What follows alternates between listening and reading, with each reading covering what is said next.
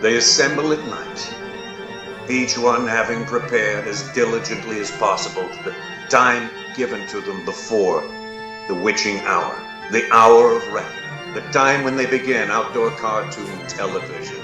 Stray Casts is on the air.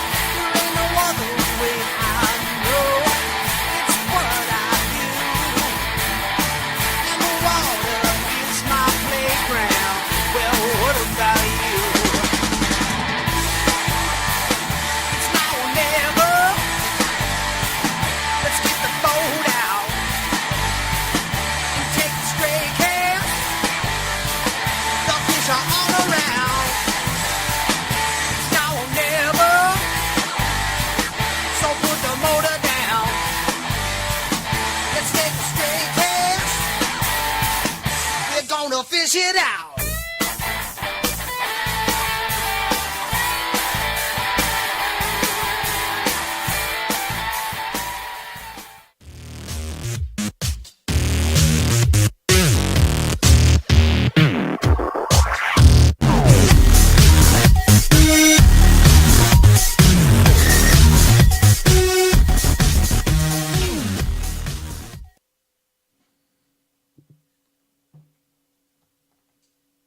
Close the doors. Put out the lights.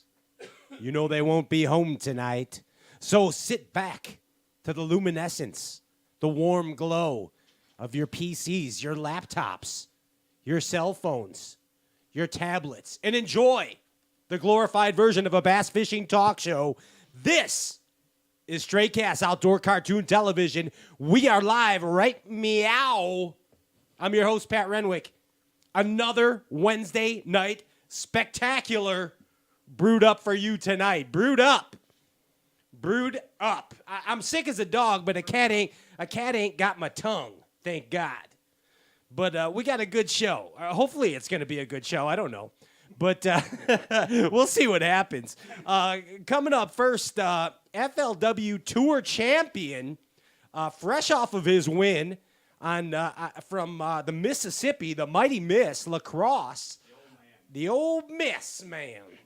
Bryan Schmitt coming on first. Woo! Bryan Schmitt.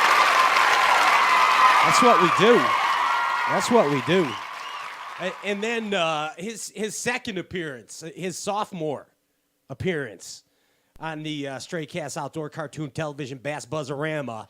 Our old buddy, the Natural, the Furious Bass Snatcher, the Mystic Man, Aaron Martens coming on. Aaron Martens at 740.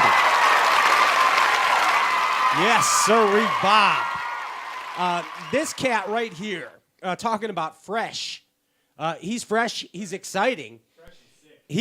He can break dance too, but he doesn't do it too often. He doesn't break dance that often. But what's going on with Ryan's microphone? I can't hear myself. Can you hear myself? Oh, my mic wasn't there. on. Oh, that helps. Hey, welcome back. Ryan Whitaker was off last week. Still can't hear myself. Very. You keep me. All right. That's good. There's Ryan. There's that's Ryan. Good. And speaking of fresh, he break dances. We went over that. He just came in second place, just like Aaron Martens. And the Wisconsin Bass, what is it, Ryan? Wisconsin? The Wisconsin Bass Classic. The Wisconsin Bass Classic, fresh off his second place finish. Ladies and gentlemen, this is my cohort. This is Ryan Whitaker. Yes. Woo! Woo! That's how we do it. I'm internet high-fiving you. We're right there. Sick. Man. Hey, the dude over here, some people know him as Marty Huggins these days. But I just still know him as the artist formerly known as the Hizzle. He is now the artist known as J.P. Hi. The HHF Hip Hop Fisherman. It's his birthday. That's JP. Hi, JP. What up? What's going on? How you guys doing? I'm doing good, man. I'm doing good. The dude over here that produces this show, he's Gwendolina and Serafina's dad. He's just my plain old pal. He's not a hip hop guy. He's not a break dancer. He's not a drummer. He's a punk rock guy. He's not a bass fishing talk show host, but he is the best damn producer in bass fishing talk show land, ladies and gentlemen. The Ginger Ninja, Andrew Ellenberger. Yes! That's what I'm talking about. That's my ginger. That's my boy. Yeah. Wow, I got all excited there. You've been in the house for a while, Woo! haven't you? I've been cooped up. The fever's got me, Ma. It's the black lung. It's the black lung, Ma. Mm-hmm. So a lot of people are just one person has been asking us for local fishing reports. So I figured today that we would give a local fishing report. Basscaster Ryan, why don't you ask me for the local fishing report? Hey, Pat, how's the fishing been locally? Well, let me tell you, Ryan, the fishing has been phenomenal. It's always good. Just go out there and catch some fish. But the truth of the matter is that fishing changes daily. So in order to catch fish from one day to the next, you must adapt to the conditions and learn to catch fish on a day-by-day basis. So actually, local fishing reports are BS, and they really don't matter. So go out and catch them however you can on whatever day you can. Thanks. I'm Pat Renwick, and there's your local fishing report. Hey, let me add to that, Pat. Yes, go ahead. It's raining right now. It's raining, and the fish are already wet. So go out and catch them. Yep. There it is. That's all I got. Okay, another local news. Ryan, what's going on? We're gonna be at a big fishing derby. Coming up. Munster, the Munster Firefighters, the Volunteer Firefighters Association, is having its fishing derby. Okay. And that's going to be Saturday, June 17th at Centennial Park, Munster, Indiana. It's going to start at 8 a.m. and end at 12 p.m. It is $10 per person or $20 per family. Prizes will be awarded for the largest fish of each species. Nice. All Indiana DNR fishing regulations apply. All proceeds will benefit the Munster Volunteer Firefighters Association.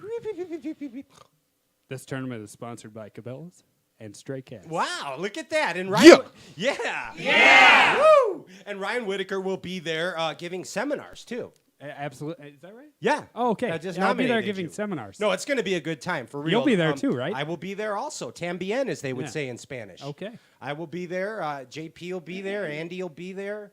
Everybody. I think Bill Dance is going to be there. That's right. So that. And Lee Hello, Sisson. everybody. I'm Bill Dance, and I'll be at the Munster Firefighter Fishing Derby on June 17th, 2017. Mark Sosin will also not be there. Yes, and neither will the ghost of Doug Hannon. But hey, you know who is coming up next?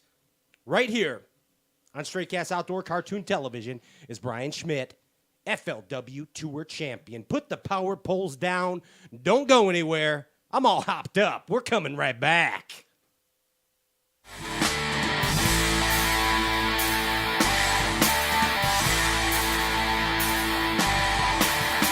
I was born a fishing gypsy.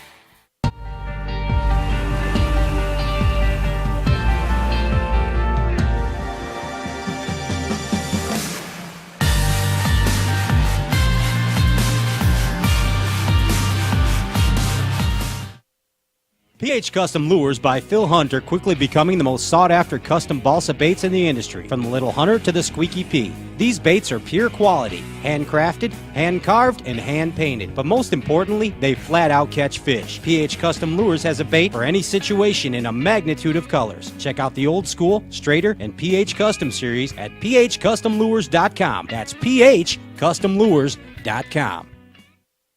The swim jig technique is one of the most successful ways to put fish in the boat. Time in and time out, Brovani Baits swim jigs are just the right tool for the job. Beaming with quality, the Brovani swim jigs come in a myriad of colors, feature the best premium hooks and solid trailer keepers to give you, the serious bass angler, the confidence you need to accomplish your goal of putting more fish in the boat. So go to BrovaniBaits.com and start climbing the ladder to swim jig success.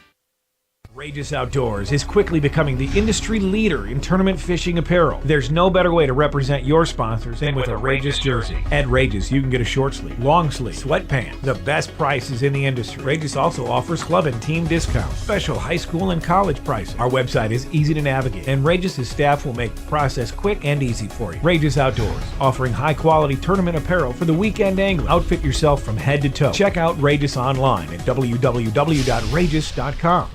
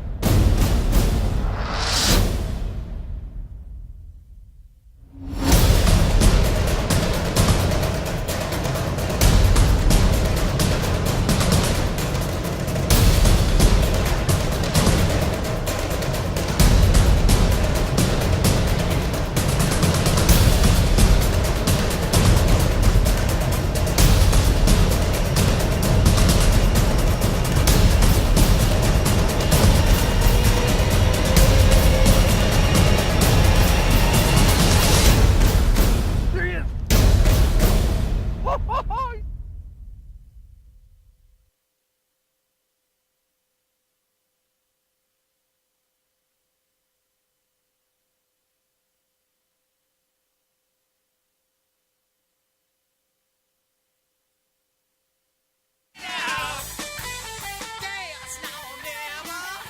Man, now the fish is all around. Yeah, it's now or never. We're gonna fish it out. Yeah.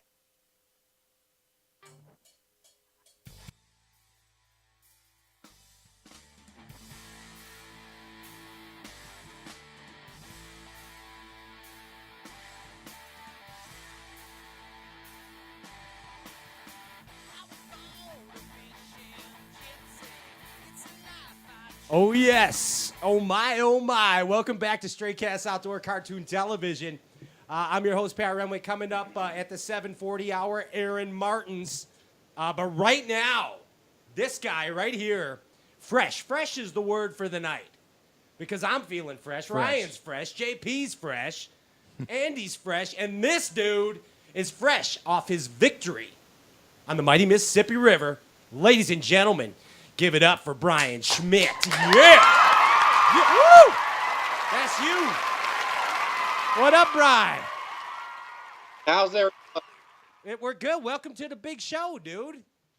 Thank you for having me. Give me a big internet high five. Let's get. There it is, right there. You want to play rock paper scissors right now? No. No, rock paper scissors. Okay, we'll save that for later. We'll Okay. save that for later. But hey, right away, congratulations, dude. Finally, you got one. You got a biggie, dude. Thank you, man. Thank you very much. I've wanted it for a while. I finally got it, like you said. It couldn't come at a better time. For real. And but before we get into the victory at lacrosse, let's get a little bit of Bryan Schmitt history. Okay, why don't you educate your fans and our viewers on the history of Bryan Schmitt? Let's get to know Bryan. What do you say? Okay, yeah, that's fine. I've been in love with fishing since I was in diapers, and Nice. my dad kind of got me into fishing, at ponds and little rivers and stuff for catfish, anything that bit. And I don't know, I just slowly developed a passion, for bass fishing, and joined a club about 19 years old, and a couple guys in the club took me under their wing, showed me the ways, and it developed into becoming a club president, and then starting the state level, and then the local BFL level, and it just blossomed into what it is now. And I don't think the passion has changed one bit. Even it might even be stronger at this point. I feel lucky to be doing what I'm doing. Yeah, it's crazy. And the common denominator, the common bond between everybody in this room, the people watching, you, your fans, everybody out there, the common bond is bass fishing. What a magical thing this bass fishing is. Seriously, Brian. I mean, it doesn't matter if you're short or tall or fat or skinny or old or young, a man or a woman, a midget, whatever. It brings, can I say that? It brings us all together. Okay? Absolutely. And it's crazy, this bond. It doesn't matter where you see it as a touring pro. Anywhere, I mean, say you're pulling in you're driving that rig and you pull into a gas station, and they're like, damn, that dude, wait, is that That guy's a NASCAR Is he driver. a NASCAR? Is he a NASCAR driver? No, he's a professional bass fisherman. and it's the common bond, man. You must have some like strange conversations on the road with people, don't you? At times, yes. Everybody wants to know what the power poles are.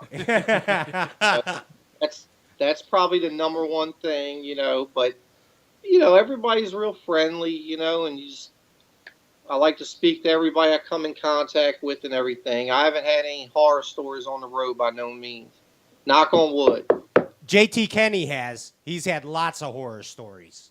Okay. Yeah, ask him next time you see him. Okay. Yeah, stalkers. Crazy stalkers. Oh, boy. Yeah, we don't want to talk about that right now, though. Well, knock on wood again. But, dude, awesome job at lacrosse, man. I mean, that was your derby to win. Crazy conditions going into that thing. I mean, literally, you saw skyrocketing water levels and then plummeting water levels and then back up again. We all know, especially you as a river fishing, I'm going to call you an expert, what that does to these fish, man. It jacks them up, don't Especially in the spring. it? Yeah. Big time. I'm still kind of in shock that my spot held up as long as it did, and they related to the same deeper grass that they did throughout all them conditions. Usually, like you said, if we were on the Potomac, we had incoming and low water. They wouldn't be on the same stretch, but they stayed. It was just one of those weeks, man. Yeah, I mean, and you had a pretty cool spot.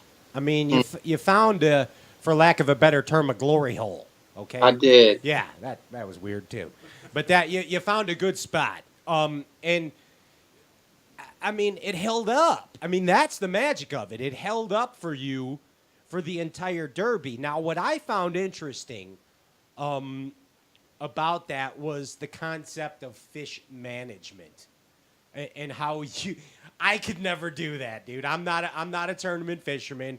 I talk on a bass fishing talk show and I go out and catch as many bass as I can whenever I can. But you, as this being your occupation, this is how you make a living. This is how you feed your family. You actually had to treat that as a job, and fish management comes into play there. Tell us how you did that, man. That's a very interesting subject, and that is a big deal for this particular event. Seeing I caught 99% of fish off of a very small area. Well documented, though, the Mississippi River, a lot of tournaments are won off of one spot, or the majority of the fish come off of one spot. I personally have never seen somewhere put out that many fish. So kind of, days 1 and 2, I didn't really take it easy on them, but once I felt like I had a decent weight, I would kind of try to expand on the area just to see, when you're catching all the same size fish. That's the other big thing. I never caught a big fish in a tournament or in practice. I caught a lot of mid 2s to 3.5 was the biggest.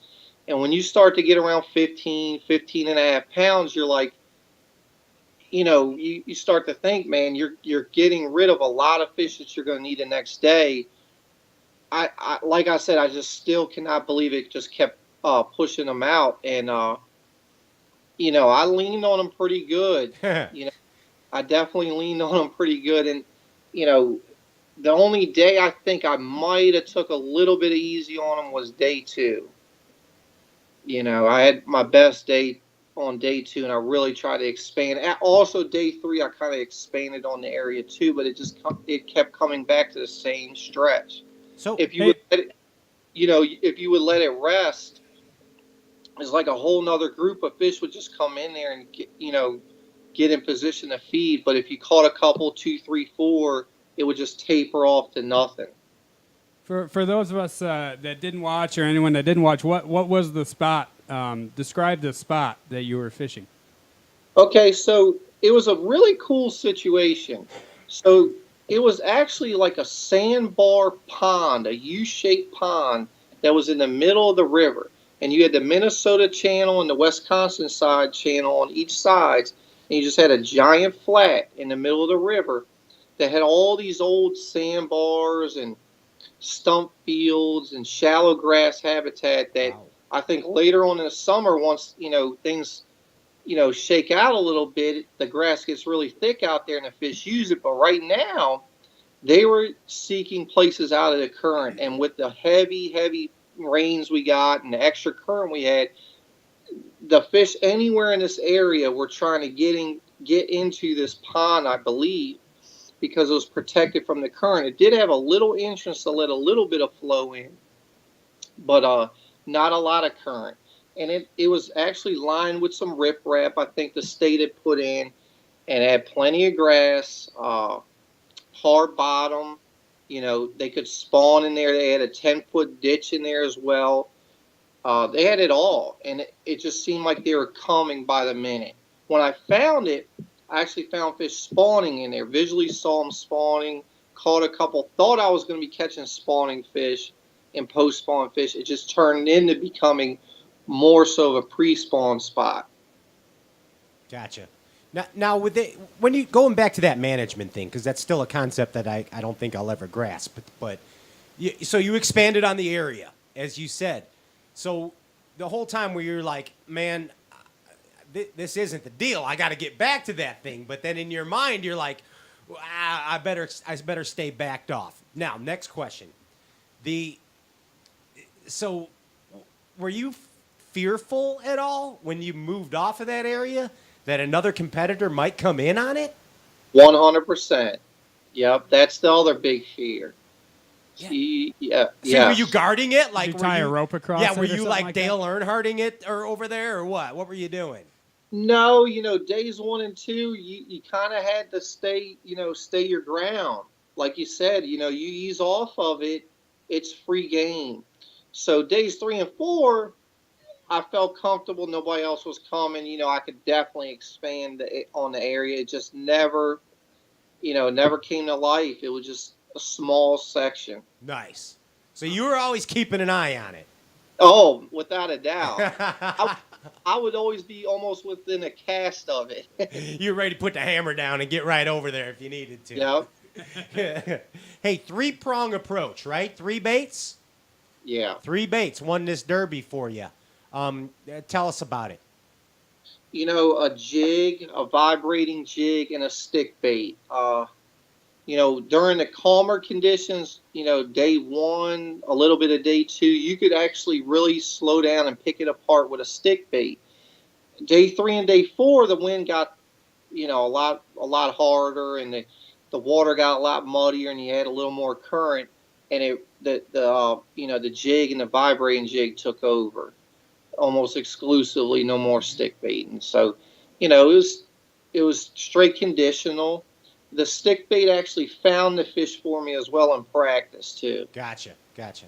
What's tell me a trick that I could use to catch more fish on a swim jig. It's more than just reeling it in, isn't it? I'm sorry? I said it's more than just reeling it in, isn't it? There's got to be little subtleties, little tricks. It can be. One one trick I do for sure, and I think it's just become almost, natural habit for me. I even do it when I'm not hung in the grass. But I kind of pop it a lot. Like I throw it out and I'm reeling it in. Anytime I feel a piece of grass, or if I feel like the jig's just not swimming the same way, I pop it. I keep my rod tip down, pop, pop. And it's generated a lot of strikes for me. Sometimes I feel like there's one or two following it, and that's it. Once they see that, they're biting.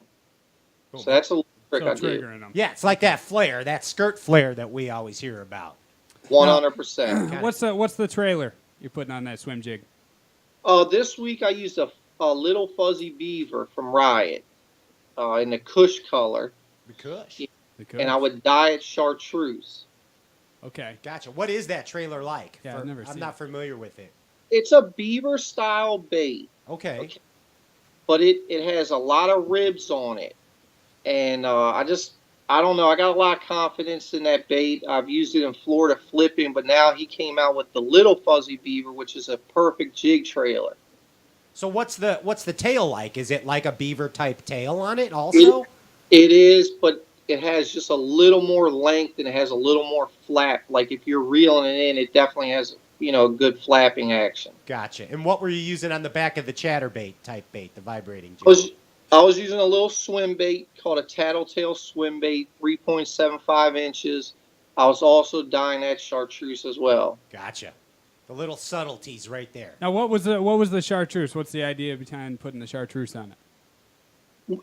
In years past, I've noticed when you get a lot of clouds and rain, I just tend to do that. I think it gets me a few more bites. It shows up better in the water. Kind of habit at this point, but it worked this week. So, so my little tip there. I definitely done everything chartreuse. Oh, our producer He's showing us the beaver. the Ginger over there. Ninja, showing us the bait right there. That is sexy. That's Yes. a sexy bait right there. Yep. I love fuzzy beavers. I'm telling you. It's all right. Right there.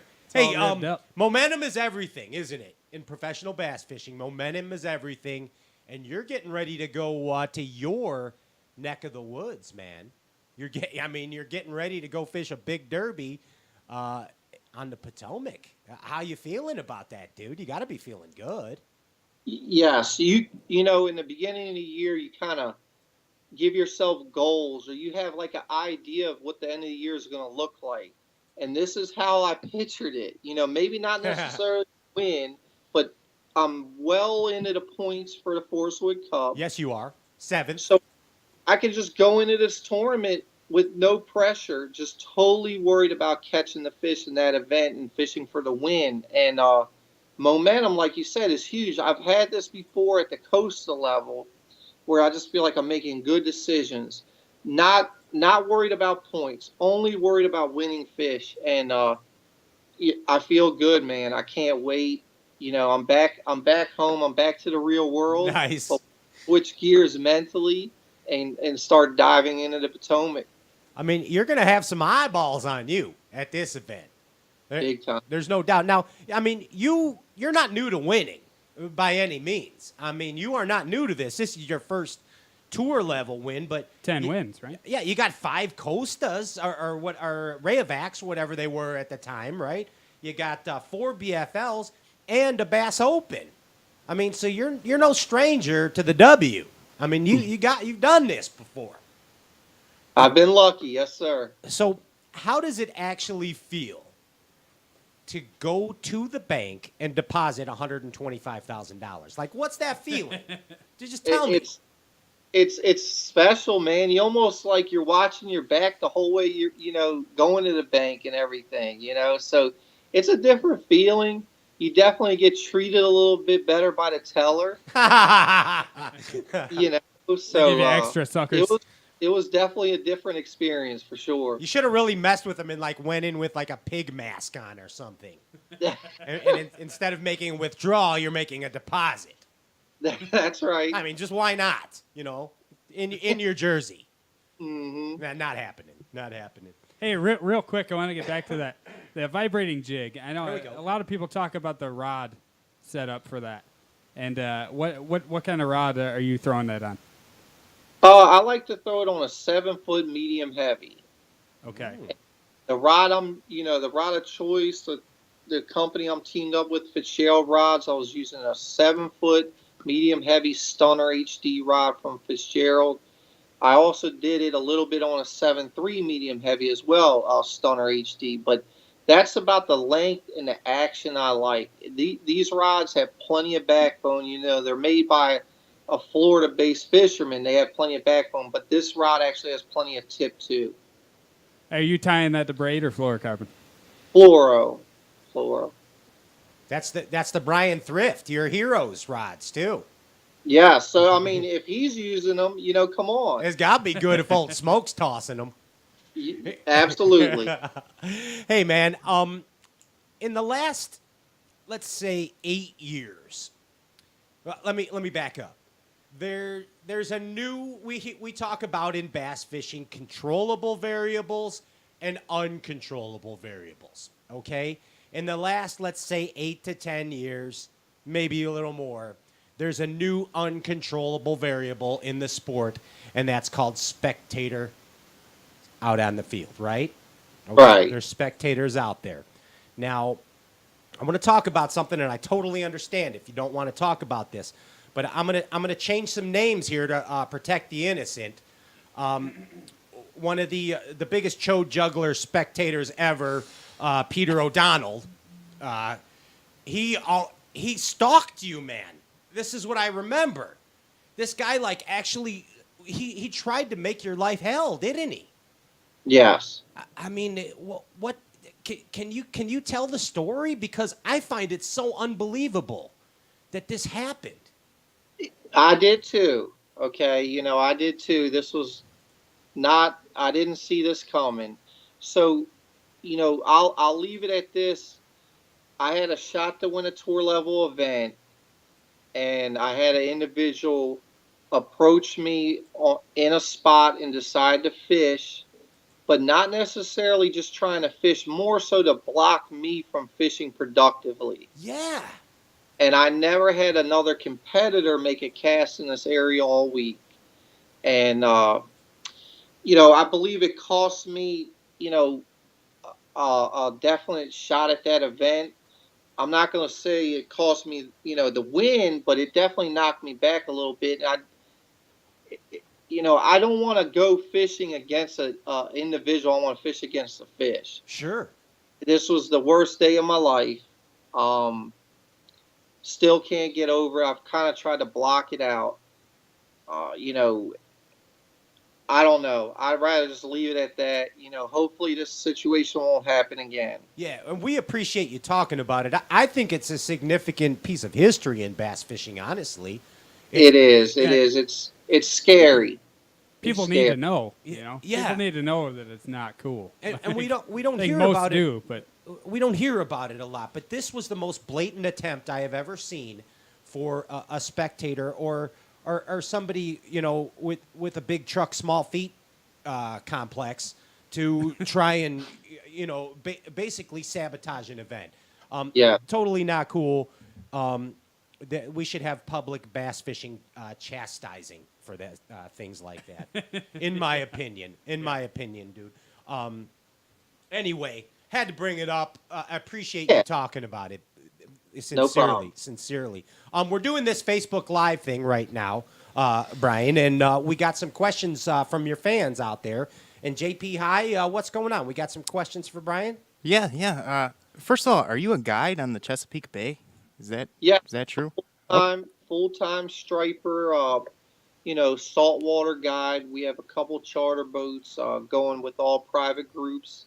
April through December, it's going on right now. I actually took today off just to get back mentally and physically, but that's what I do every day. I'm very blessed to do that as well, and I think it carries over into fishing because every day we got to figure out the fish, and the conditions change. So, not only am I doing that as a form of income, but it's also, it's like training for bass fishing a little bit.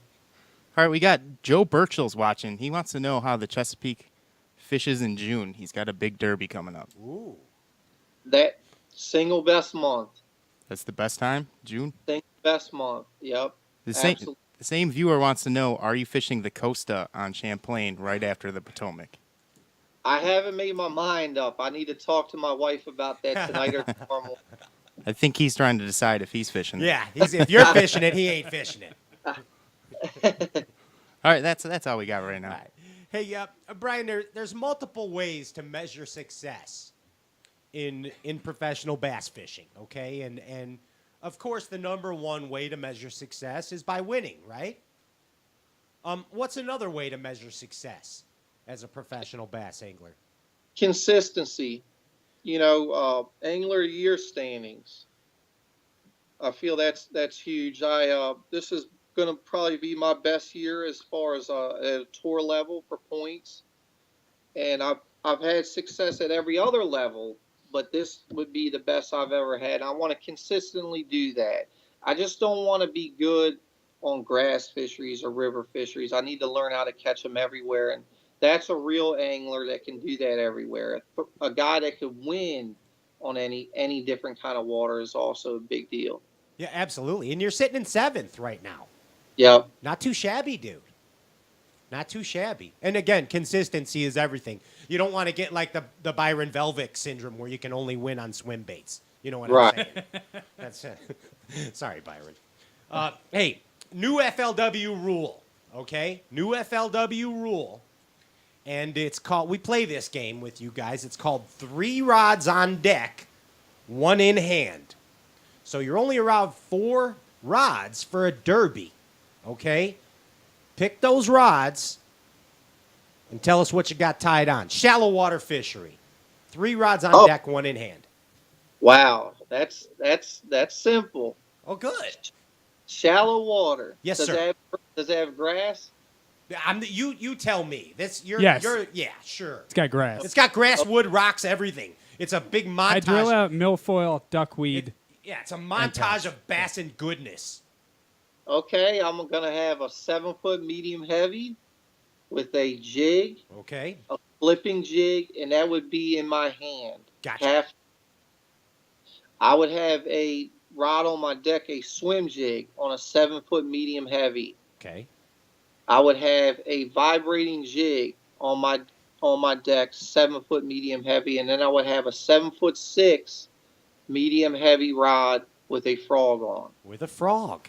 Right there, covering it. 3 jigs and a frog. It was almost like the Rick Clunn principle there. Remember how Clunn at one time he would just have like all he would throw would be 7-foot heavy action rods. About that frog, is it a white frog or a black Oh, frog? Jesus. Black. But that's the right answer. That's a correct answer. Yeah. Hey, before you go, we're gonna play a little game with you. Okay? Okay. Are you ready to play a game? Yeah. This is called the Bassin Match Game. We play game shows on here. Okay, so what I'm gonna do is I'm gonna throw a phrase at you, and you relate it to bass fishing. Okay? Are you ready? Let's I'm play ready. a little Bassin Match Game. Ah, yes. Welcome to the Bassin Match Game. I'm your host, Pat Redwick. Today, Bryan Schmitt, fresh off his FLW Tour victory, playing a little Bassin Match Game. Brian, the first word, weed wader. Weed wader. A frog. A frog is a weed wader. We'll give you that. A black frog. Black frog. Red frog. Milk run. Milk run. A sequence of spots that you're catching big fish off. Okay, that's the milk run. The manna, the milk and honey. Fat girl at the buffet. Fat girl at the buffet. Okay, that's a big fish eating. Big fish eating. I'm with you there. Possibly blowing up on bait fish. Boom, I'm speaking your language. There it is, right there. The Joker. The Joker. Okay, the joker could be a very tricky fish that blew up on your topwater a couple times and missed it. What are you throwing after it? Buzzbait. Buzzbait. All right. Unconventional method. Unconventional method. That would be if somebody was on Lake Okeechobee and they decided to go in the middle of the lake and find a rock pile and throw a drop shot. We call that David Fritz in them right there. It's called David Fritz in them. Petite bassing, petite bassing?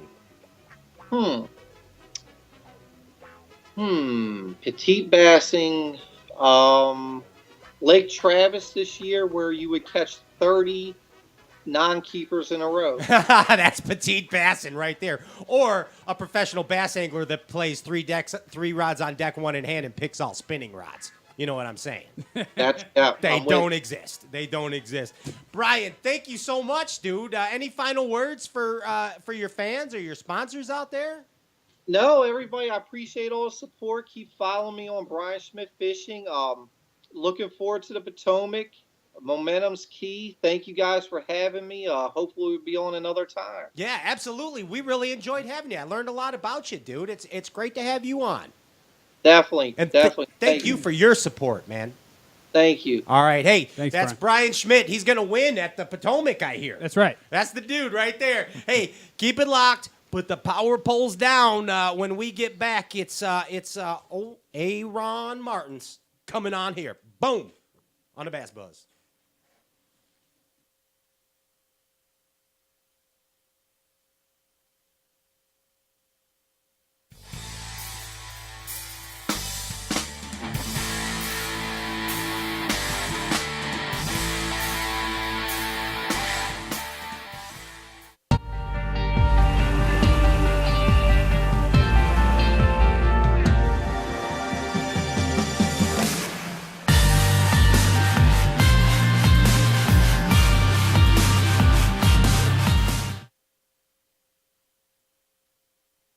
I'm John DeMay with M Jigs. Today, I'd like to share with you a little bit about a couple products that we have in our lineup that we're really excited about. The first product I'd like to talk to you about today is the Joe Football Head Jig. Right out of the package, you'll notice that our football head jig is different than most on the market. What makes our jigs different is the quality of components. Let's start with the hook. These hooks are custom made for us in Japan. 90-degree bend, black nickel hooks, razor sharp, JDM quality. All of our Joe Football Head jigs have living rubber skirts. They're hand tied with copper wire to ensure that they stay affixed, and it also helps them to flare while they're in the water. We powder paint and heat cure each jig to ensure that the paint stays on your jig even when you're fishing rock. Another feature that separates our jig from other jigs on the market is the screw lock keeper. The screw lock keeper does a couple things for you. Not only does it keep your bait affixed, it'll save you money on soft plastics that pull off of standard barb keepers. The second product I'd like to talk to you about is our hybrid flip and swim jig. We also have a custom hook in our flip and swim jig. It's a 4/0 30-degree bend black nickel hook. It has the same durable paint, the same great keeper, and a hand-tied silicone skirt to complete it. So if you're looking for a premium product that's going to give you an edge over your competition, look us up at demjigs.com.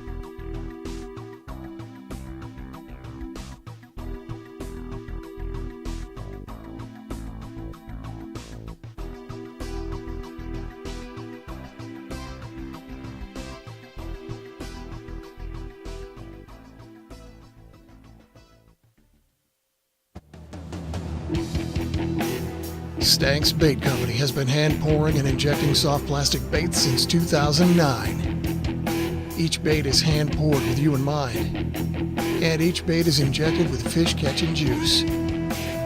They've got over 20 baits to choose from.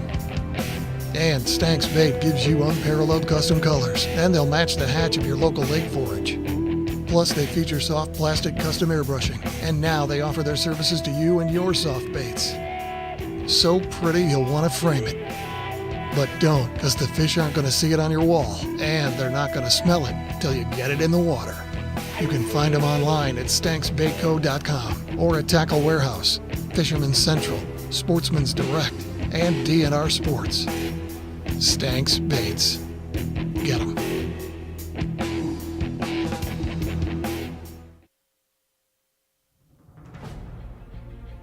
Quality, dependability, consistency, and fish-catching performance is what separates a War Eagle spinnerbait from the pack. Hand-assembled, inspected, and tested in Rogers, Arkansas, War Eagle lures are the choice of Mike McClellan, Andy Morgan, Edwin Evers, and you, the serious bass angler. War Eagle lures, when you absolutely have to catch fish. Find War Eagle lures at your local tackle store or visit wareaglelures.com today.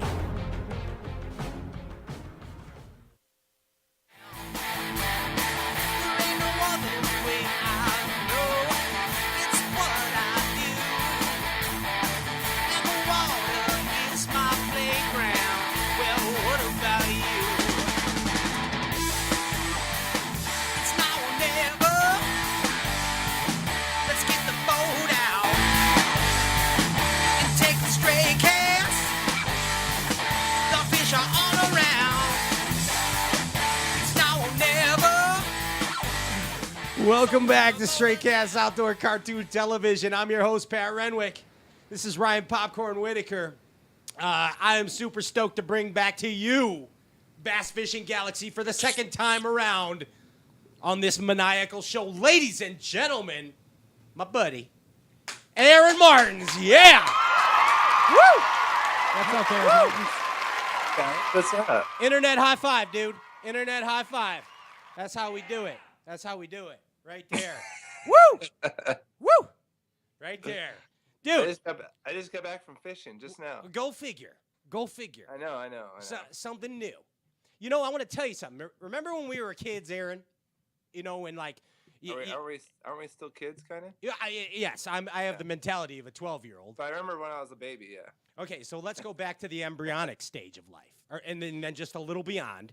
And then we would get done with our homework, okay? And then we would go to our, we'd get done with our homework, and we'd go to our friend's house, and we'd go see if they could play and knock on the door. You guys went to different schools together. We did. We went to different schools together, and that's a true story that I just made up right now. Yeah. So we go knock on the door, and I'd say, hey, can Aaron come out and play? Well, that's what it's like now with I got to call Leslie in order to get a hold of you. For crying out loud. I can't even. You can call my phone number. That's cool. Yeah. I'll answer. You don't answer. I call you every 5 minutes. No, you don't. I do. I stalk you. You don't even know. Well, I mean, if you call me during a tournament, it's kind of tough. You fish dark to dark. And... Yeah, Tripp doesn't like that. You thought it was a cougar in the bushes stalking you. It was actually Pat dressed as a cougar. That was last show. That was last show. Dude. I answer the phone most of the time. No, you do. I'm giving you a hard time. time. Fishing, which is a lot. But I still need to get a hold of Leslie to get a hold of you because that works every time. Schedule and stuff. It's more complicated now. I'm not a little kid anymore. Yeah, I know. Can't come out and play all the time. You got to be home when the street lights come on, though. You know that. I wish. Yeah, I wish I was home more often, but it's cool. My kids are getting older now. They're like 10 and 13 now. They're getting big. And they're so smart these days, these kids. They're smart. They are smart. Yeah, I don't remember doing that much homework either. They're way smarter than we were. I think so. For real. I know my kids way smarter than I am. I hope they are. That's good. Yeah. That means they'll be all right. It's all the hormones in the milk. That's what it is. We do a lot of organic milk, though. I think we're okay. You still running a lot? I am, yeah. I actually am. Yeah, of course. I run. When I'm home, I run or do the machines every night. I might skip today though. I did them last night. Ran the day before that. Ran before that. So I'm good. But I'm trying to catch back up again. It's been so busy with this year with the tournaments. It's been hard to keep a routine. And you fish dark to dark, and it's getting dark. You get back, it's dark. You gotta make dinner and lunches and work on tackle. It's 11 o'clock before you're done. It's crazy.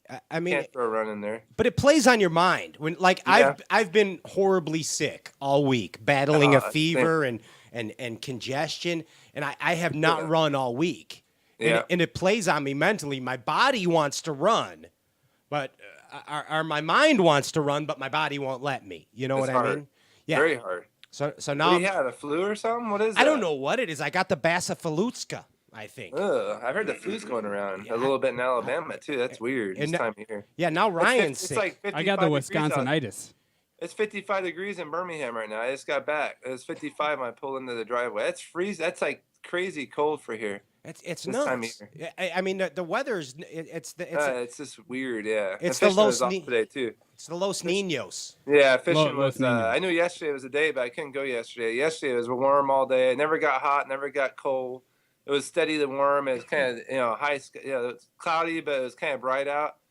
I just know they bit like crazy yesterday when I was working on the boat and the tackle and my camper and stuff. They were just probably could have caught 400 yesterday at Logan Martin. Is that where you went today, Logan? Yeah, today was one of those days you pull up. You're like, at least it'll be a nice day. It was windy and it got clear once we got. It's been cloudy for like 3 or 4 days, so today it cleared up. Late morning it got real clear and it got real windy out of the west and it just didn't bite good. They weren't real active today. Little post typical. Hey, I'm glad you brought up the thing about tackle and prep because I'm a tackle freak, man. I mean, just as we know you are. Yeah. Now, have you ever done an inventory of your tackle, dude. I mean, like, give your fans, give the viewers here a perspective. Like, is it just outrageous, the tackle inventory? Yeah, and it's stuff. I was looking for something last month for this season. I wanted to get some certain crankbaits I had that were stashed away somewhere, and I was going through some stuff. It's I don't know. It's a lot. I mean, I've always been a collector of baits. You know, like I have so many like little ends and the DD22s and fat free shads and Poes. It's crazy, right? Yeah, I have like like the big Plano boxes, the old ones that are tall. I have I don't know 7 or 8 of the DD22s full. They're just like plugged, jammed full of DD22s. I just over the years, you really like a crankbait and you use it for a long time, and then something else comes out better, and you it's just put 'em crazy. away. And I used to love the Norman Deep Baby N, the Baby N. Remember? It's always been a good bait. But I haven't thrown it in so long. I remember Clun was wrecking them on that thing for a while. And it still catches them. It hasn't changed. I know, but what changes? Us as anglers? I mean, you get throwing other stuff, and it may be a little prettier, and it may be a little more come through something, stuff a little better. It may just work better, and it may not. I mean, who knows for sure? And I mean, we don't all carry those baits all at once. I used to carry a lot of them. Over the years, I've thrown a lot of different baits, a lot of the old baits compared to the new baits. And over the years, I've kind of like started leaving the old baits at home. Sad. Not everything. Just most of everything. I do the same thing, man. And I think most of us do that. I still carry a handful of this and a handful of that. I mean, you got your old standby that's like, like I got this bait I call Mr. Hanky. It looks like a piece of shit, all right? It's an old Bagley Crawdad that I've colored it up, and it's brown. It's brown. It's got pin eyes, like pins for eyes, little and black eyes on it. Yeah, but there's just something about it. It works, man, and I don't always throw it, but it's always with me. Yeah. Do you have a bait like that you always have with you? I'm trying to get away from with Reales, dual Reales I have now, and they have a lot of really good baits. I'm trying to just throw a lot of sponsor stuff, but I do carry a few things, but not as much as you'd think. I've kind of like left a lot of stuff at home. Gotcha. I get kind of sad when I go throw my bait sometimes. Like, oh man, I remember when I first started throwing that and how much I used to like it, but it's like buried down under like 10 boxes. It's kind of sad sometimes. You see certain plastics I used to throw, and I mean I keep it all. It's all climate controlled, so the stuff stays really good. I keep it low humidity, cool environment. It'll last hundreds of years. But what's the ideal? I'm just not sure what I'm gonna do with a lot of stuff eventually. I'd like to look at it someday, maybe in 10, 20 years, I'm older, and just kind of go through it. I mean, it's not going to go down in value. I mean, I don't think so. They're cool baits. A lot of stuff I have rods like that too. Like old original, when the rods went from real dorky, like 5'5", like pistol grip handle rods to when they first made a jump to like 6'2" or 6'3" rods, back then was sure. For a 7-foot rod with telescopic. I have those rods that from that era that made those jumps. I have a rod from every era as they kind of moved on and progressed till now. Your inventory is immense. That was the original question. The Aaron Martens Tackle Museum is an immense collection. Wait, I want to know what the ideal temperature for storing plastics is. Plastics probably in the low 60s, low humidity. They'd be all right. He knew. 60s, low humidity. Aaron knew. All right. Yeah, speaking of plastics, I was digging through stuff the other day, and I found literally hundreds and hundreds of Gambler bacon rinds that I had bought after Davey Knight won the Classic. Yeah. I mean, just an example. I mean, I'm sure you got gator tail worms from when Larry Nixon. I got a lot of old like Super Pork and Uncle Josh. And I mean, as long as it has that the fluid in it, they'll stay good for a long time. They haven't changed much. They may fade a little bit, but not even that. Makes them better. Makes them more natural looking, like the Super Porks. I don't know how many guys used to throw that bait. The Super Pork was a good trailer. Is that like I'm not even sure what that is. What is Super Pork? Super Pork was like a thick pig trailer, like a pig pork rind, but it was, instead of having like the thin like the Uncle Josh had, it had like the fat all the way through the legs, and it was like kind of shaped like a I don't know, like a kind of long, tapered down. It had two like long legs, but they were fat, like they were all fatty. Gotcha. It didn't have like the thin, and after a while, loosening them up, fishing them, they were pretty dang good. I still keep them just in case, but so it's like a number 800 spring lizard pup, Uncle Josh, but grade A cut. That's what you're getting at. Yeah, that's what you're getting. They're good. I mean, you catch 50 fish on a pork, they'd fall apart after a while. The super porks would. And compared to Uncle Josh, you catch a fish on until you lost your jig, you know. And the super pork would just actually like eventually just kind of disintegrate off your hook. But I used to use it all the time. I've caught a lot of big fish on it in the past. Hey, Aaron, now that I wear glasses, I'm noticing that you have an amazing jawline. I do? Yeah, you have an absolutely amazing jawline. I got a big jaw. It's if you had to compare like your bone structure of your jawline to like a wild beast, what beast would that be? Like what animal are you? What spirit animal are you? It's a strong chin. I've been punching it before. It doesn't do much. Yeah, it just kind of bounces off. It's pretty solid. What's your spirit animal? Oh, I don't know. Maybe I have to figure it out. I don't know if I have a spirit animal. Well, now's the time. We're on a talk show. I don't know. What's a cool animal? What's the coolest animal to you? This is your time. Don't know. I mean, lions are cool, but they're too rough and dirty. I like tigers. Tigers are awesome. Tigers are pretty awesome. They're majestic. Jaguar's an awesome animal. Jaguar. You are a jaguar. You are my jaguar. Not feel like a jaguar there. They're more like pretty. I don't know. They're I don't know. You know what you're like? You're like a panther on the deck of that boat. Yeah. You are like a panther. I do fish barefoot all the time. I still go barefoot. You are stealth. Quiet, stealthy, yeah. Like that Apocalypto movie that Mel Gibson did when they killed Jesus. I just got to figure out what my funk is right now. I haven't been fishing like my normal self. I'm kind of up and down in the season. Not really up, just kind of like middle to like low, kind of steady, not very much fun area I've been fishing at. Maybe I need to find the animal. You need to channel your spirit animal. Channel your spirit animal, Aaron. Okay? Find your claws. Will you do that first, please? Because I'll do anything, whatever it takes. Because your swing of the tour is coming up. You know that, right? Yeah. I mean, it's been weird. It's been weird. Nobody. I mean, a lot of guys are going through what I've gone through, and if you've seen the standings in the AOI, it's pretty shocking. Some of the guys are much lower than I am. But it's been a funky year. It's been one of those years where, like, we're in that transition every tournament. Like the Rayburn tournament, fish hadn't moved yet. And it kind of messed me up. Like a lot of guys, like Tim Horton, I was talking to him about it. We all thought the fish should be out, but they're by far the majority of them stayed pretty shallow. But we're in a weird transition. Every tournament's been funky. Like Ross Barnett, Florida, they made a major move during the tournament.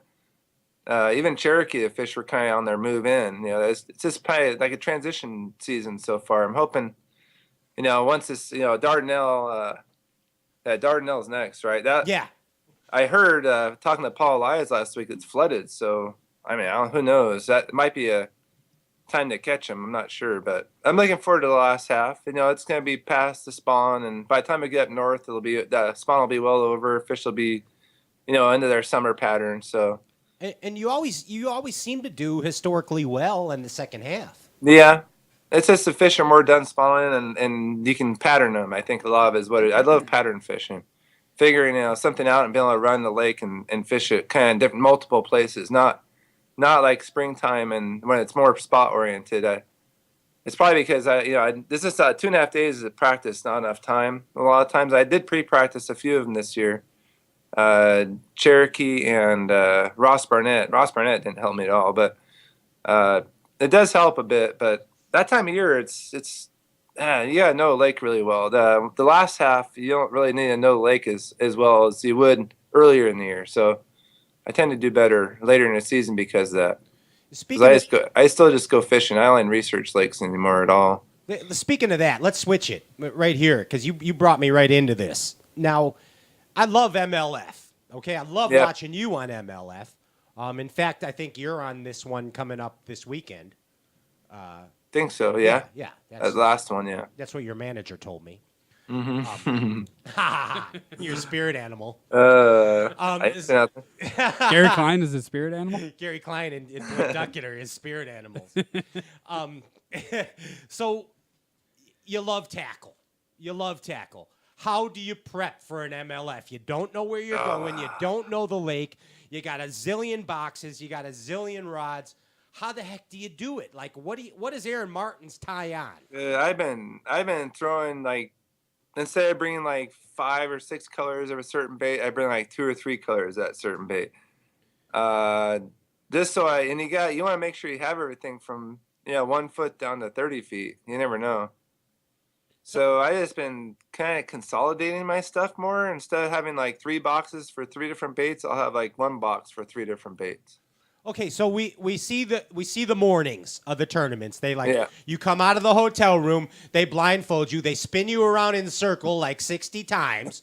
You get super dizzy, they put you in a truck. Someone rear ends your outboard. They beat you with a rubber hose, and then you get to the lake.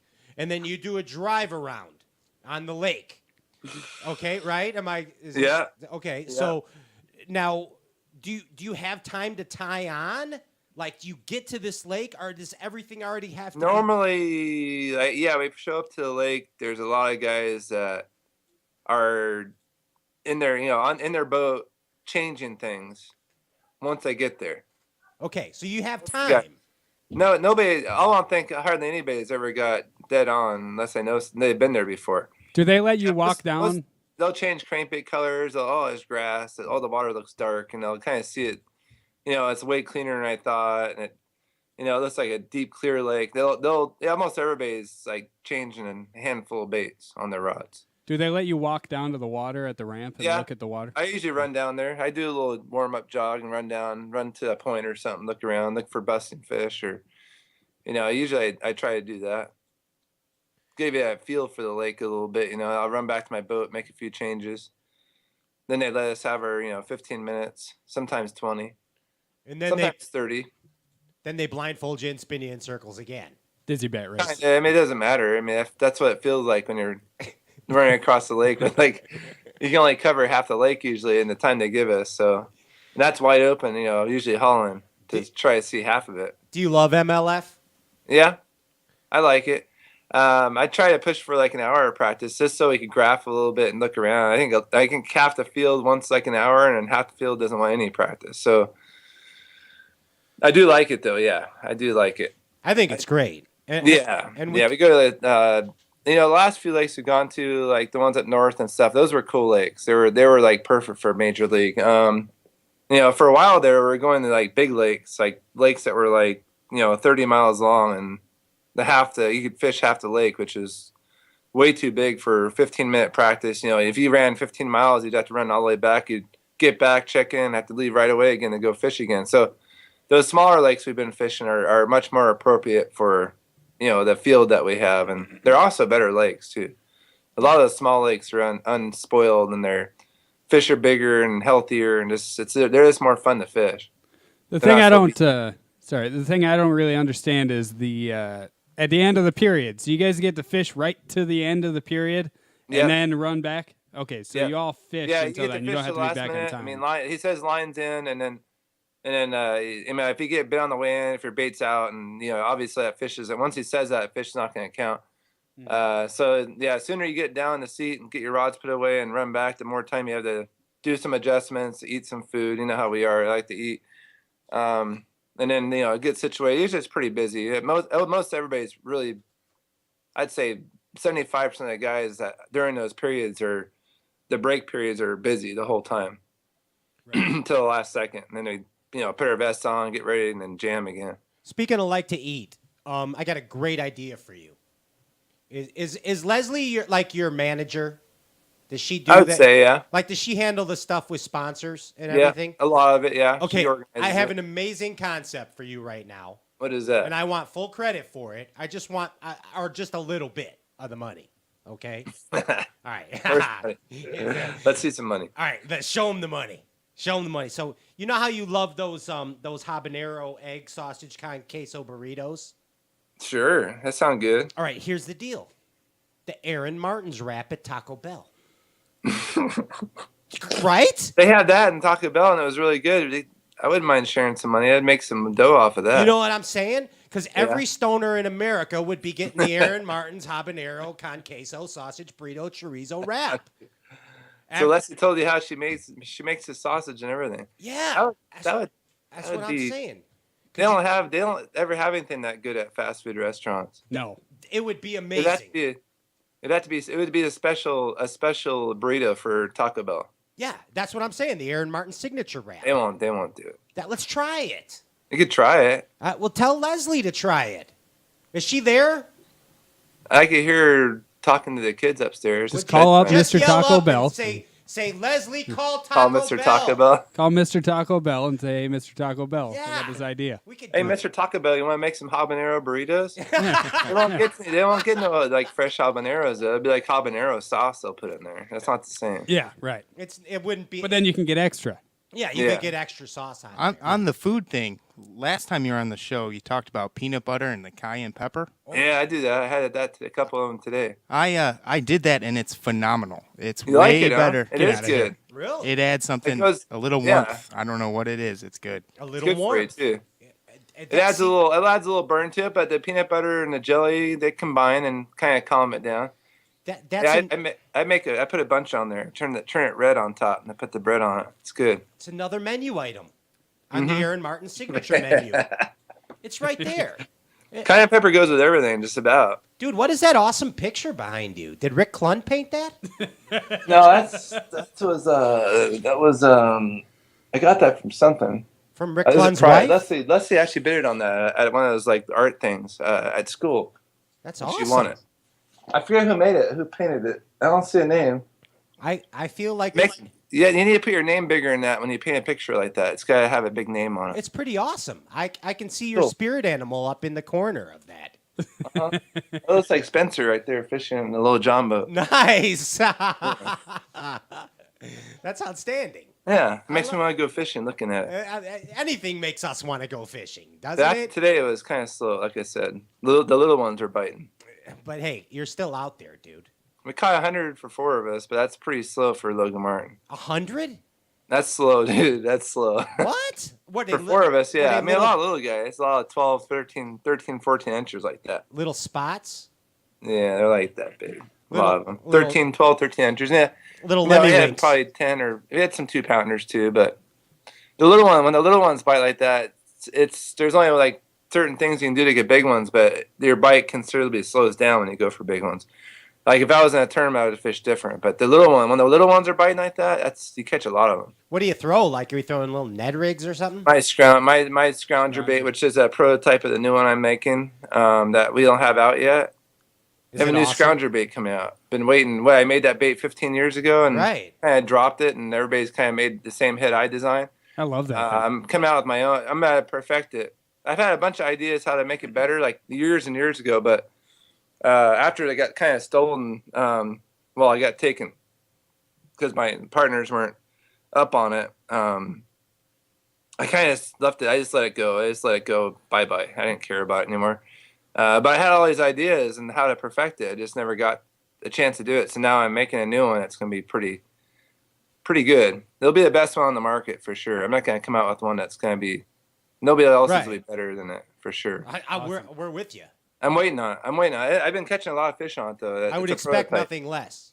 I only have a couple sizes, but it's going to be good. It'll be a good one. Who's making it? Picasso. Okay, gotcha. Yeah. Excellent. Is there going to be a little one? Little tiny one? Yeah, a little too big. Nice. Sweet. There will be a variety of sizes. We might as well have all the sizes because we got to make the best one. Hey, I've been throwing that bait since I was 7 years old. I should have the best one, right? Right. I understand it pretty well. Since I was one of the first reaction baits I caught bass on was a scrounger. Wow, it's an amazing bait. I was a salty guy. I was a salty fisherman for a long time, saltwater, and then it went to freshwater, and one of the baits I brought over was a scrounger back then. Huh. And yeah, so I caught my first 10-pounder on one back at Castaic Lake on a scrounger. My first 10-pounder I ever caught. On the old So yeah, scrounger. it's a good old bait. We'll make it good. Speaking of West Coasters, we had one of your old pals on. He finally came on the show. Who is that? Oh, the old shooter McGavin came. Ski, yeah, you knew He exactly. knew right away. Yeah, you knew exactly what I was talking about. I talk about a hard guy to track down. Jeez, I had to leave a horse head in his bed before he came on. I had to pull a mafia trick on him. But oh, that shouldn't be that hard. no, well, believe me, he's shooter McGavin. He was out of office. He was out of his office. Yeah. That's true. But we were talking about that Westy worm, man. Did you used to throw that bait? I hated that thing. It Isn't snagged it- everything. What is that thing? No, it's a worm with hooks all over it. That's crazy, right? It's That's got for little gold, dum-dums. like the little gold crappie hooks I use in a crappie jig. Yeah. It's got these little gold hooks in it, usually gold, and there's like two of them. There's one in the middle and there's one in the tail. So you The can thing would catch just like bluegills. hang everything. You had to be really patient because when you hang something, you never pull tight on it. You just kind of jiggle it until it falls off. I can't handle it. I use a Texas rig with I use a Texas rig with like a 3/16 or quarter ounce weight with like 12 or 14 pound line. I would just like drag it through this. I couldn't handle it. That was too slow for me. But Murray was the king at that. John Murray. He used to win a lot of money on that rig. It's crazy, right? Mm-hmm. You could have that Westy worm. I don't know if I bet he still has them in the boat. He's probably the only guy on tour that carries them. He's got a garage full of them. Hey, speaking of John Murray, what kind of hook do you use for drop shotting? My hook, the new one, the drop shot hook, but I also had that new one that Gami's coming out with a really good keeper on it. It's gonna be like a finesse heavy cover. Okay. But we're making a new one. I have obviously I have prototypes of those, and it's awesome. I have a size 1/0, and 1/0, 2/0, and 3/0 right now, and that's only 3 sizes I have, but they're working good. Is that just for nose hooking? No, that's for Texas rig. But Texas rigging it. the little Okay. drop shot hooks are good. The G finesse ones. Okay. That's what I use for the wacky rigging or nose hooking. Aaron's prototypes are the best. Do you like They're that coming out. segue? I know it's terrible prototypes, but that Texas rig hook's I've been trying to get that one made forever. I'm hoping that by ICAST at least it'll be available. But it's a good hook. I don't think I missed a fish on the thing yet. It's crazy sharp, sticky sharp. Hey, And it's got an awesome keeper on it. Speaking of sticky sharp, can you make one of my dreams come true right now? Yeah. Can we play rock paper scissors? What? Yeah. Nobody will I'm ever. with you on that reaction. Nobody will ever play rock paper scissors with me. You ready? On go. You How do ready? you do it? You don't. One hand? You never played rock paper scissors? Yeah, 1, 2, 3, and then, yeah, then well- paper is flat, Yeah. a rock is solid, and scissors. Yeah. Yeah. It's Okay. 1, 2, 3, go. Yeah. So that's scissors. This is rock, and this is paper. Are you with All me? right. All You guys are playing for a pack of Westy worms. We're playing for prototypes. You ready? All right. 1, 2, 3, go. Wait, I did it first. We did scissors. You're too slow. You're behind me or something. I was scissors. Okay, you ready? I thought you did it on 4. Oh wait. I was 1, supposed to do 2, 3, go. Yeah. All right, go. 1, 1, 2, 3, 3. go. Now, are you supposed to open up? Aaron, you're cheating. What's he doing? Isn't it 3 you do it? Aaron's cheating in No. rock paper. It's 1, 2, 3, go. I thought I did go. 1, 2. Mom. I think there's a delay. I think there's an alligator, a baby alligator somewhere in the Did studio. you hear that? There must be a delay. All right, you both lost. I'm keeping the Westy worms. That was rock paper. That was great. Thank you. You made a dream come true. We So- tied, I think. Yeah, we did. Let's call it that. So I owe you some prototypes, and you owe me some All prototypes. right. I'll have some more. They're coming. Hey, what's the rock paper scissors of bass fishing? Like, I know that's a weird question, but like, there's always something smashing something else. What's the rock paper scissors of bass You fishing? mean like for a fish or for the fishermen? I think for the fishermen. They're always in rock paper scissors battle. Yeah, Huh? Maybe we are. you are. I mean, I felt like that a lot this year. Like I've been getting, I don't know, covered up a lot by paper It's something. like when you're supposed to be dropping rock, you're doing scissors. Yeah, you see how this happened? We're getting deep right now. I don't know what the hell we're talking about. No, I had a method to my madness. Don't Okay. you think I don't? I'm the president of the Bass Fisherman Talk Show. Sort of hear you a little bit. Yeah, I mean, what? How are you getting covered up by paper, Aaron? What do you mean? Oh, I just like this last one, fishing like 15 to 25 feet for 3 days, and then ended up fishing a bank for the whole tournament. I mean, I got 28th. I was only a few pounds out of the cut, and I lost a big one every day, which is kind of weird too. Yeah, I lost my biggest bite every day at Rayburn too, which is really strange. I lost like an 8 and a couple 6s. Never caught an over, but those were the 3 biggest bites I had, and I lost all of them. One each day on a different bait. It wasn't like I was using the same bait every day. It was different baits every day. So just weird luck. Bad luck. Unfortunate. So the paper is the cover up. The paper is the cover up. I've lost fish this year. I shouldn't having to adapt. The scissors are the cut. The losing the fish. Mm-hmm.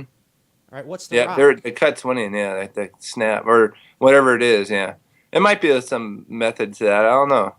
I don't think of it that way. I just think of it. I need to start rolling again. I ate a lot of like that what's it called? Alka-Seltzer Cold and Flu before I came on, so I'm a little crazy right now. I must confess. Yeah. Which brings me to my next question. Have you ever had a paranormal experience before? Mm-hmm.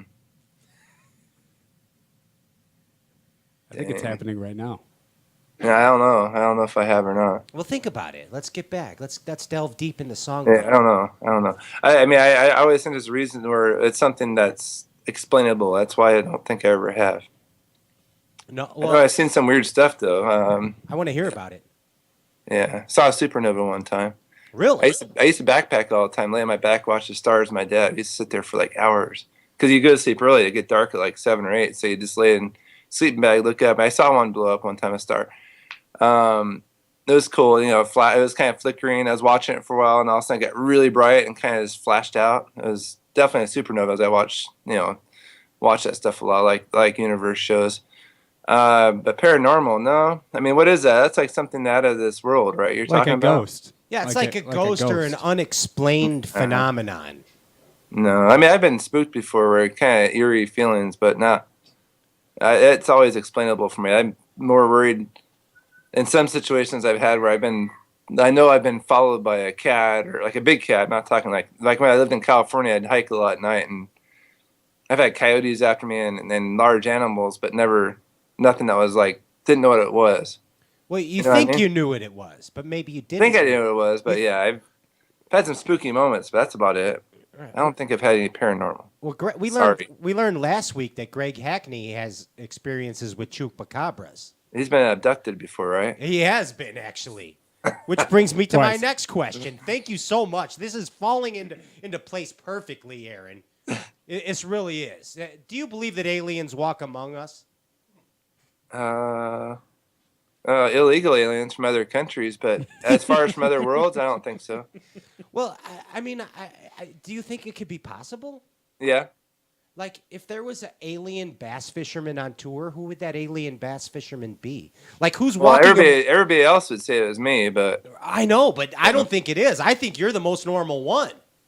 I think so sometimes, yeah. Like, yeah, who is the alien? Who is the one amongst you elite guys that's actually the alien?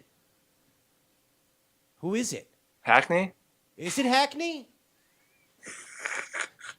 Is it Hackney? I know you know. Tell me. No, I don't know. Hackney's kind of he's a good old boy.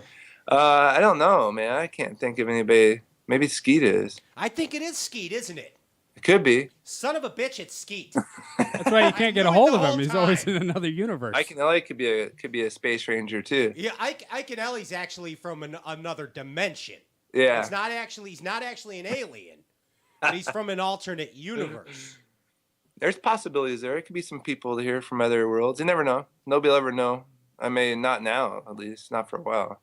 We will find out, though, eventually, won't we? Eventually, we'll probably find out. Because John Travolta and Tom Cruise tried to tell us all about it with the Scientology shit, right? Uh-huh. But now we're going to find out about the Scientology of professional bass fishing. You know, I'm trying to find a segue to talk about hook set angles, and I can't really get there with all the alien talk. Hook set angles. I was working on that with my. I took 3 people from church to fishing. I was working on them on their hook angles. That's important, actually. Hook set angles. Let's talk about. Well, hey, I gotta ask you this because I watched. Not to sound creepy, but I think in the last few years, the most clips I've watched from Bassmaster shows was your stuff from Chesapeake Bay with the spinnerbait on the docks, and I noticed that. Like every hook set was completely different direction. Yeah. Are you waiting for those fish to turn before you swing on them? Yeah, getting the angle to jerk them out of the pilings that had zebra mussels on, quagga mussels. Yeah, and getting a good hook set. I mean, it comes it's kind of like you do it so much you kind of don't think about it, you just do it. But yeah, there's certain angles you seem to stick them better on. The way they eat, you try to kind of feel when they hit the bait, like how they're hitting it. If they're coming behind it, and maybe which way they're going with it, or are they hitting it from the side? And it can determine a different hook set. It doesn't always seem to work, but sometimes it does.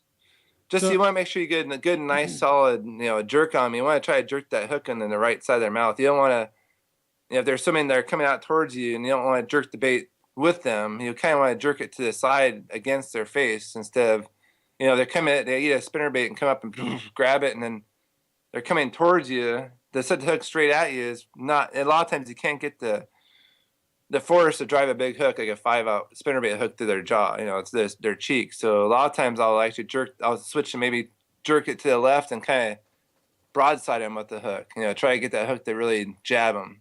So basically, if they bite it and go left, you want to swing right. Sometimes, yeah. Sometimes you do. If they're going for like a wall or like a piling, obviously you're going to have to do what you do to get away from it. But it varies. Deep water, it's always better to, when you get bit. I see a lot of guys slack set, especially people that don't fish for a living, and like slacking before you set the hook is like a big no-no. Like I do it sometimes an accident myself, fish catches you off guard on a bait that you need to set the hook quickly on, and like that last second you may like get a little bit of, let the pressure off them a little bit, and that's like one of the worst things you can do. So like on certain baits, it's almost always better to start cranking on them and then kind of lean into them and give them a nice strong hard hook set instead of like a fast slack set. Okay. I just think those are more over the years of fishing. It's so 80s because you don't want to pop their mouth open, right? You don't want. Yeah, and then nowadays we have 8-5-to-1 gear ratio reels. Like one turn of the handle is like 20, almost 30 whatever inches. It's one turn of the handle, you're moving like a couple, 2.5 feet of line, whatever it is, and you almost only need to set the hook a lot of times. Just crank on them. Start reeling. I like those 8-5-to-1s. They're nice. Metanium. Yeah. Oh. But I mean, it's like 1 or 2 cranks, and I mean, you already got all the pressure of the fish on your line. I mean, it's pretty awesome. That's why I can't believe I've used those reels for like 10 years now, and I've had years where I haven't lost one fish, and this year I've lost fish under extreme pressure. So it's weird how some fish come off. And I know the 3 I lost at Ross, the last one, Rayburn. I looked back at all 3 of those fish. I had a fish on a jig in deep water, a fish on a shock blade, a vibration jig up shallow, and I had a fish on a frog. All 3 different baits, 3 different kinds of line. And I looked back on every hook set I did on those fish, and I didn't do nothing wrong. 0. Good hooks, big hooks and the right hooks and everything. Just unfortunate. It's crazy. All 3 of those fish came off on a hard pull. A lot of pressure on them. They get us sometimes. I know. I watched Jordan Leith lose that 10-pounder in the video, and he rushed that fish a little too. He got to the boat way too hot. On a fish like that, he should have been standing up fighting that fish still when he tried to grab it. That was a mistake on his part, but he's still young. He doesn't know. He's kind of kicking our butts right now, but he rushed that one a little fast. Like that fish jumped way too high and way too hot to try and grab. He'll get the rock, paper, scissors eventually. Yeah, he'll get it right. But, I watched, a lot of guys do that. They try to grab him too soon. That's a mistake too. But, yeah, hook sites vary on, if you're using a Texas rig, compared to like a jig hook with a weed guard or, like the scrounger type baits I throw to a crankbait. All the hook sets kind of vary. Sometimes it's better to kind of, like I said, let them take it and give them pressure before you set the hook. I found out that by pre-fishing, in practice, as we shake them off. When you put pressure on a fish in practice, even on a jig or something that's got like just a trailer and weed guard that it seems to make them bite down harder on it, swim harder with it, and you hook them worse. It's like you get them worse, and they hardly ever drop it sometimes, on a steady pressure. Like when you start pulling on a fish, they most likely they're gonna go the other direction with it and start getting kind of taken off with it. It's almost every time in every situation it's like that. So I know when you let it slack, that's the best way to a lot of times shake a fish off is to give it to them, and then kind of like shake the rod or kind of hit the rod and kind of cause some noise and shock to it. And a lot of times they'll spit it. Mm-hmm. But I mean, you can just pull pressure on them like that. They seem to they're hard to shake off. They don't want you to take it away. Yeah. So all these years, sometimes I have to tell myself that. I think I'm getting bit and maybe missing fish to try to pull onto them. A lot of times it does help to put a lot of pressure on them before you give them the jab them. Awesome. That's a good question. Everybody's a little different, and there's a lot of different hook sets, believe it or not, with the different baits. Hey, I just got a text here from a mutual friend of ours, and he has a special request for us both. Okay? All right. And he wants us to do this together. It's like a little duet. Okay? No. Yeah. No, we're not going to sing. We're just going to make it. We're gonna make the sound of another spirit animal together. I have one right here. Spirit animal. He's walking up to me. Is that your cat? Come here. Come make a sound for me. Come here. This is going to really freak this spirit animal. Yeah, he's fine. Is it? Together, let us make the sound of the desert hyena. It is singing. That's like goofy stuff there. Yeah, are you ready? Zona? Is Zona call it in? How did you ever know? A desert hyena. I was watching a show on hyenas last night. Well, then he must have been watching the same show. Me and my daughter were watching it. Hyenas and lions. Are you ready? This is going to make history right now. I don't know how it sounds. I will start us off, okay? And then you just follow. Let us channel the spirit animal of the desert hyena. Can I close my eyes? You can close your eyes, Aaron. That sounds nothing like the hyena I heard last night. Well, how does the hyena you heard sound? I can't remember. It's a laugh. Well, go ahead. Go ahead. Do it. The cat scared the cat away. Is that... No, it's not that. It's like a laugh. You can't do a hyena? No, I'm relying on you. They have a little that goofy laugh. Like Ricky Ricardo? Like that. Donut could do an awesome one. He does it full voice, nails it. But he listens to it before he does it. That was outstanding. That's our highlight clip of the week. Aaron Martens as the hyena. There it is. That was great. Yeah, the cat's meowing. That was phenomenal. Hey, dude, we're having a great time. This could, always. We need to go running together. This could possibly be. We need to go running soon. I know. We need to do this. We need to channel our spirit animals. I want to run up where you live. That sounds like fun. Yeah, I want to run right now. It's 50 degrees out. Dude, I mean, shit, we could get there soon. I know. I'm having too much fun with Aaron, though. My producer's yelling at me over here. He's producing the hell out of this thing, as he should. Best damn producer in business. Him and Brian the Carpenter are always arm wrestling together. Oh, I can't do that right now. I got an injury.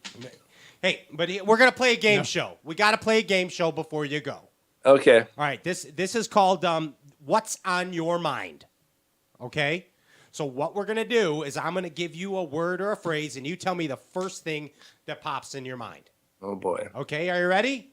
Yeah. Let's play a little What's on Your Mind. I'm your host, Pat Renwick. Elite Series professional Aaron Martens joins us today on What's on Your Mind. Aaron, the first word to you is mule skinner. Mule skinner. A big steel knife that skins the mule. Okay. Nice. Mule skinner. Blue Dream Sour Diesel. Blue Dream Sour Diesel. What? And nothing comes to mind on that. Okay. I don't know what you're saying. Okay, all right. Bad feel for my diesel truck, and the guy helped me clean it out and made me feel like it was in a drink, so it was a nightmare at first. I don't know. That's what I'm talking about. There it is. Yeah. Jive Talker. Jive Talker. There's a lot of those in California. A lot of Jive Talkers in California. Mm-hmm. Lumps of coal. Lumps of coal. Like Kentucky. Kentucky. Kentucky Lake. They're all over the place. All kinds of lumps of coal. They're floating and they're falling. Floating lumps of coal in Kentucky Lake. Hyena laugh. Insert hyena laugh right there. That's what I say. The Karate Kid of bass fishing. Am I supposed to say something about that? Yeah, Was that a question? Who's the Karate Kid of bass fishing? Oh, is that actually a question? Sure. I don't know. I don't think of it. I don't know why I thought of Jordan Lee. He's not really a karate master. Jordan Lee. You know who Jordan Lee's Maybe it's his name. Lee. You know Jordan Lee's father's name is? No? Bruce Lee. It's a true story. You know No. it is. I swear to God. Is it? I swear to God. So I guessed right. Okay. Yeah. You know what his mom's name is? Huh? Lee. Sarah? No, Lee.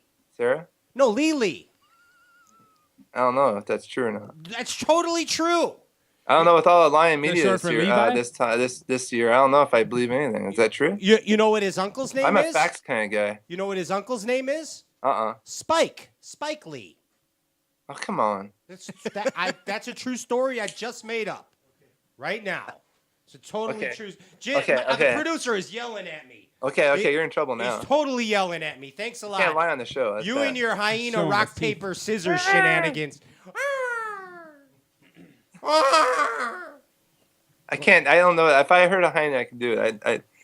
Their laughs too crazy. Next Can't time do it. we're in, we'll study up on our hyenas. Yeah. We'll do a real hyena. And we'll get this right. Power bait.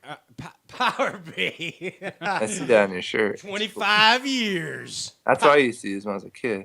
I still have a bunch of old ones. Tournament strength. You do in the Aaron Yeah, Martens the old tackle. original. It still smell the same as it did 25 years ago. Yeah, it smells delicious. It smells like nasty something that I can't say on this show. Garbage? You can say garbage. She needs to take a shower. That's all I'm Sweaty running that's crotch gulp. smell. Yeah, that's gulp, bad. actually. Nasty. Aaron, dude, we're out of time. Thank you. I know. Thank you so much, dude. Anytime, man. Yeah. Anytime. And then and Leslie, maybe she'll let us play together more. Yeah. And we Go can. fishing, running. And she Yeah. laughed, so she's nearby. Yeah. I heard her giggle. Yeah. She's the glue. She's the glue that keeps the trailer yeah. on your jig. You know that. Yeah. I know. Every time. You're lucky to have her. I know. She makes my dinners and burritos she makes almost all my food. So all I have to worry about is my lunch for the when daytime. should I come visit you in Alabama? When's your free time? She's an awesome cook. She's phenomenal. Did you tell her about the Taco Bell idea? I haven't told her yet. But if she does that, you just got to cut A burrito. We want to do a burrito for Taco Bell. Yeah. It's Aaron Martens burrito. Aaron Martin's signature. There is an Aaron's burrito in California that was famous. After you? Aaron's burrito. Did it have a strong jawline? It wasn't my burrito, but it was an Aaron's burrito, which I used to get a lot, and it made me fat for a while there. I had to stop eating it. Dude, not That just because. jawline, yeah. Hey, Aaron. It made my jawline go away when I ate that burrito every week. I Aaron, lost jawline. Aaron, I'm going to tell you something true right here. Not just because this is my bass fishing talk show. This is the best Aaron Martens interview ever in the history of bass fishing right here. Whoa. Do you realize that? I don't know. I'm just talking to you. I'm going to make absolutely no bias in that statement. There is no bias in that statement whatsoever. This is the most phenomenal Aaron Martens interview I've ever seen in my life.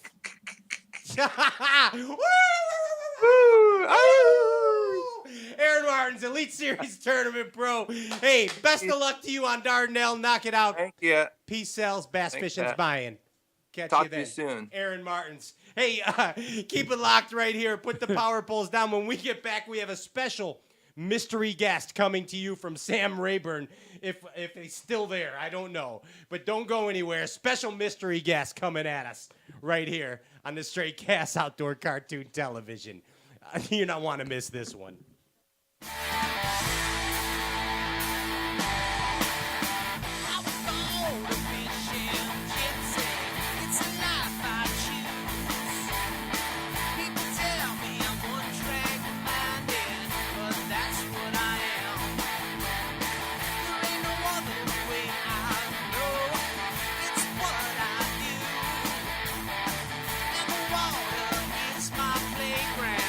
Well,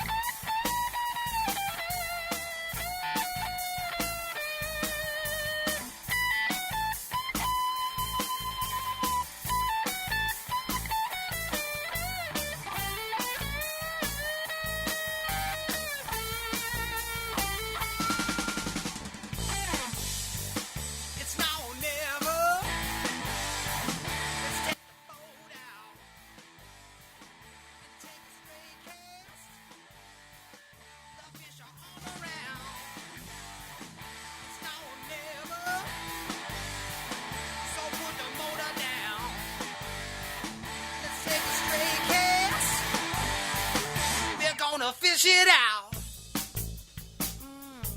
Yeah, yeah, yeah, yeah.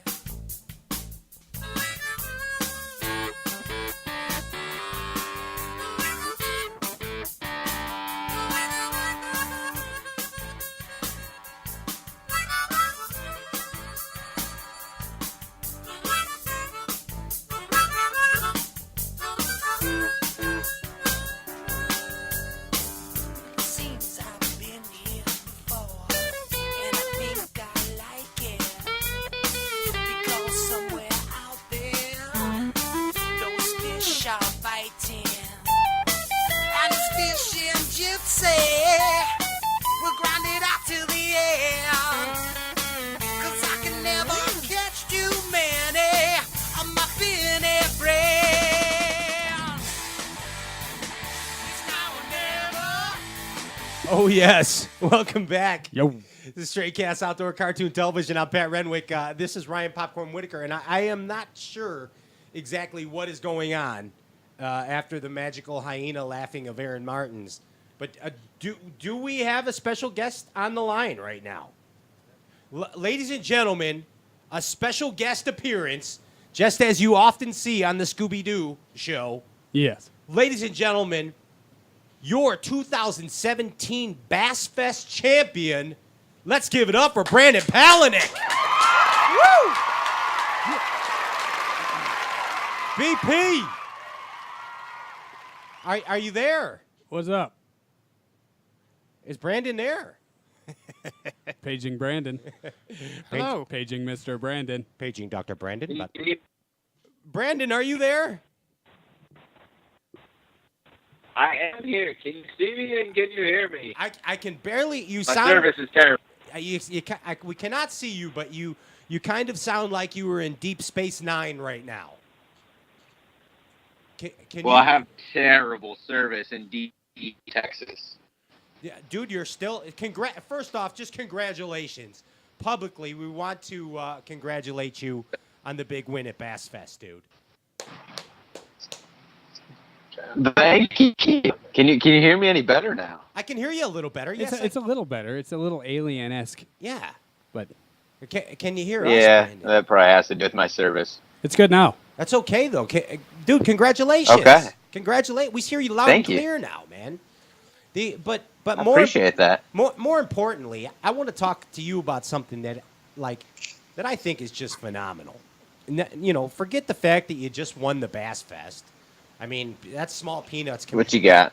Compared to the fact that, dude, you got to shoot a damn commercial today for Cabela's. How awesome is that? I did. It was a full 2-day shoot. I mean, we're talking hair, makeup, the whole deal. Hot tubs, everything. Brandon. He hung up on me. Damn it. We were about to get the skinny on the Cabela shoot, and we lost Brandon. That's that thing. No, I can hear you just fine. Okay, we can hear you now, too. All right, give us the skinny on the Cabela shoot.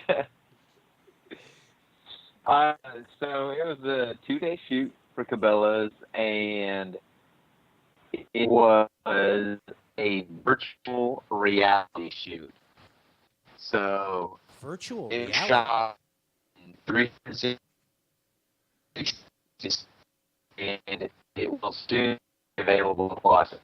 It'll be available in a few months where you'll actually be able to act as if.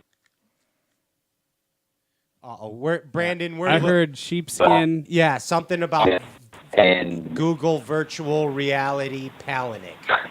Something about that. It's cutting out real bad. Brandon, hey, dude, seriously, most sincerely, we appreciate you trying to call into this goofy show, and it's always an honor to have you. But let's try and do this another time when we're getting a little better signal. Deal. Okay? Hey, but seriously, though, thank you so much for being there.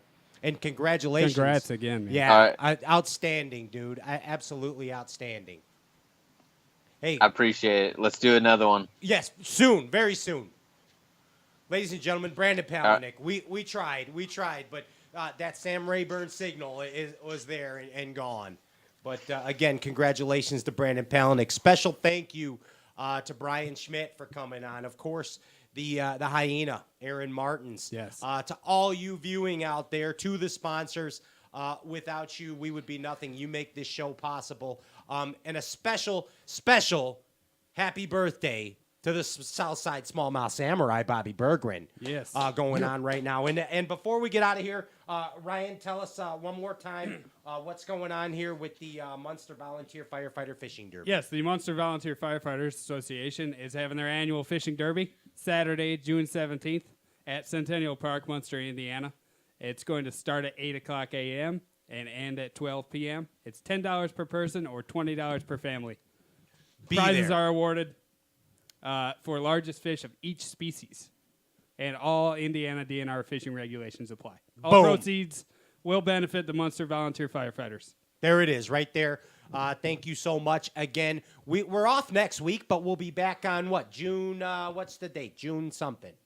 That's right. First Wednesday in June, we'll be back. In the meantime, catch past episodes on the iTunes, on straightcast.net, on the Straightcast Bookface page, Straightcast Instagram, the YouTube channel, the whole gamma of Bass Fishing Galaxy. We bid you peace. We catch you soon. Ciao.